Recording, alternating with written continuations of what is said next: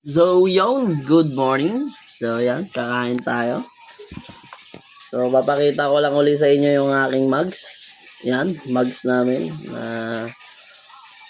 frosted ba ang tawag dito. So, yun. Hindi siya madaling mabasag. Maganda siya gamitin.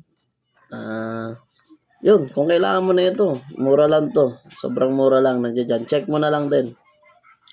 Hindi ka magsisisi. Kaya napaka-aesthetic. Aesthetic ba? Kain tayo. Kanin. Yan. Tapos, kikiam. Yan. So, yon kung kailangan mo to. Yan. Kailangan mo yan. Diyan na sa harap mo. I-click mo na lang. Bibilin mo na lang. Ikaw na bahala dyan. So, yun. I-check out na. Bahala ka na dyan.